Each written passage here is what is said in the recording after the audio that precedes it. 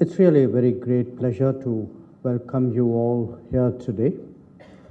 And I think to the ambassadors present, I would say I gave you a heads up by sending you a hamper made out of millets for Diwali this year.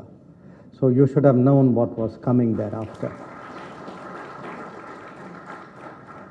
Now, we're all gathered here really to understand and appreciate and take forward the International Year of Millets in 2023. Now, this was a resolution which, as you heard, was moved in the United Nations a year ago at the instance of India, but with the support of 72 other countries, many of whom are represented here today in the room. And it is an initiative which, again, as the film and the presentation highlighted, an initiative that is very much part of the vision and agenda of Prime Minister Narendra Modi.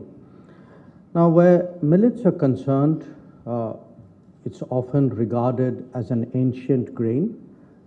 It has a history which predates the more modern cereals that we consume. In fact, millets can even be found, were found in the Indus Valley, some of the artifacts which were recovered from the Indus Valley civilization. But, and where India is concerned, we are the world's largest producers, about 17 million tons. I think that's roughly about 20% of the global production. But we are part of a global production. About 130 nations out of almost 200 produce millets in some form or the other. And we ourselves produce 9 kinds of millets. I understand that different countries have their own varieties in that regard.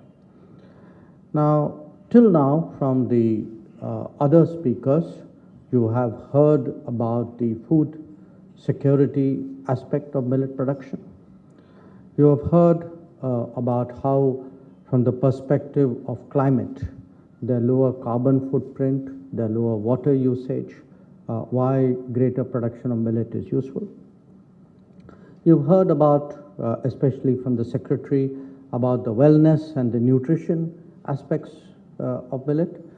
So you probably ask yourself, what more could a foreign minister add to this? And I would like you to think about millets from the point of view of international relations and diplomacy. You know, international relations, probably if you look, why do countries have relations with each other? What is the starting point of international relations? I think it's a safe bet to say that it started with food security. That when you had collectives, territorial collectives, who wanted to deal with other collectives, their fundamental urge was really to secure their own food and to see if they could get food from others and see how this could be traded for mutual benefit. So I would like you today to look at this entire subject, both from the point of view of food security and from the point of view of it being a global enterprise, that it is something which no country can do by itself effectively, impactfully, and it is something where the world would be better off if we did it more collectively.